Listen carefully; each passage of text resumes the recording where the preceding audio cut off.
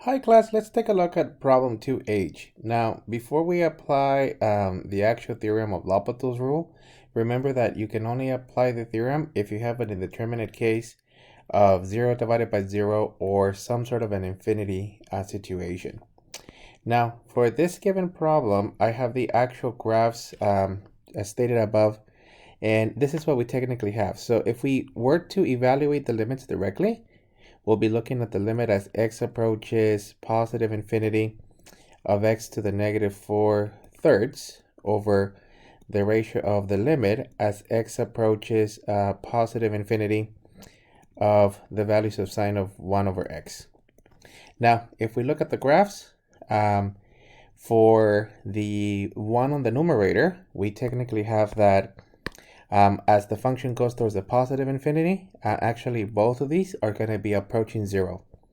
So in this particular situation, we happen to have some sort of 0 over the values of 0 as x approaches infinity. Therefore, it happens to be indeterminate. Now, if it is indeterminate, then at this point we can apply the rule. So let me just mention that by L'Hopital's rule,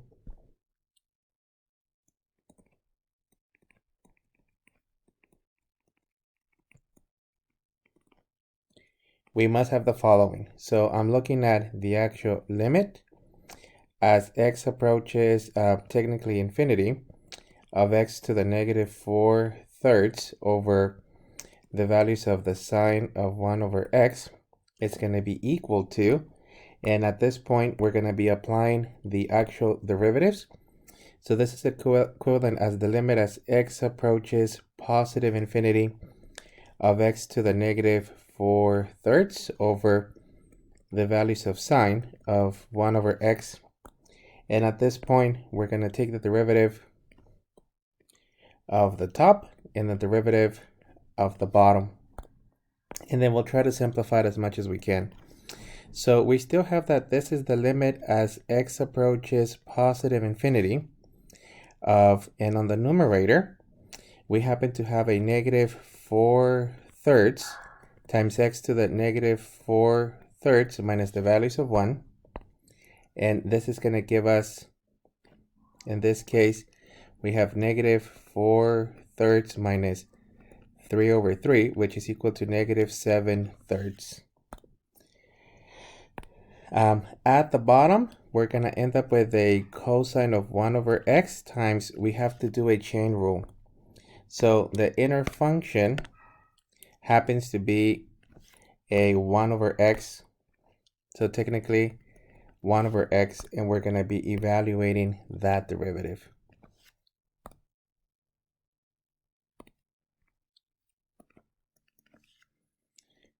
Okay, so let me simplify it as much as we can, and let me fix the exponents. We're looking at negative 4/3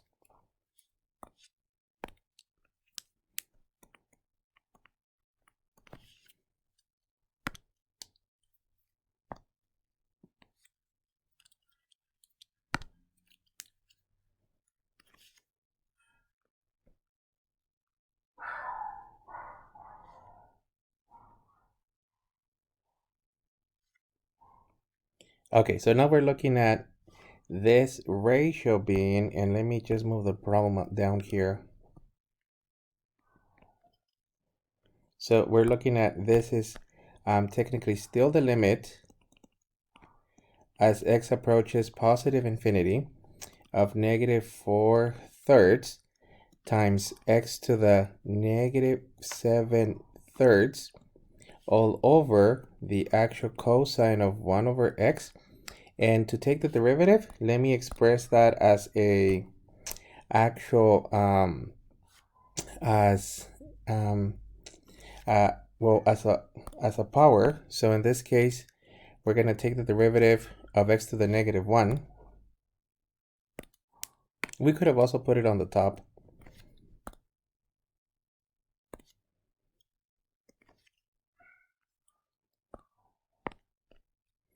Okay, so we're looking at, this is the actual limit as x approaches positive infinity of negative 4/3 x to the negative 7/3 over the actual cosine of 1 over x times a -1, x to the -2.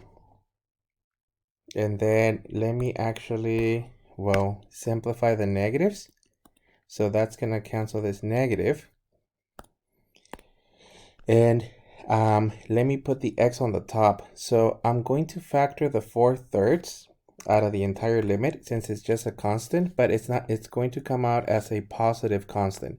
So technically we have the 4/3, and this is still the limit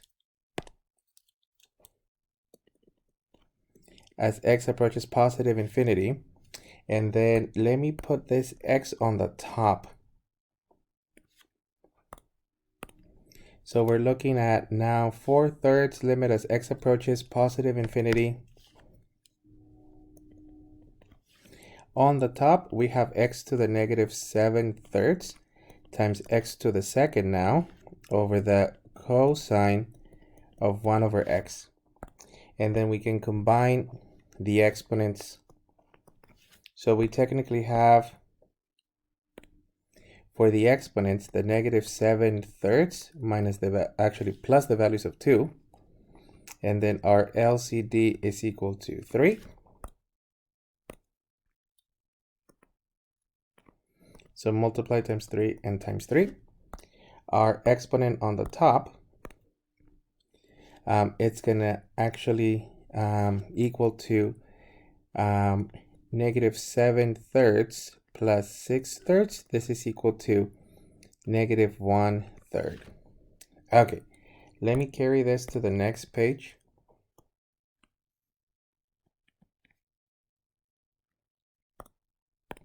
And we currently have that this is now 4/3 times the limit as x approaches positive infinity, x to the -1/3 over the cosine of 1 over x.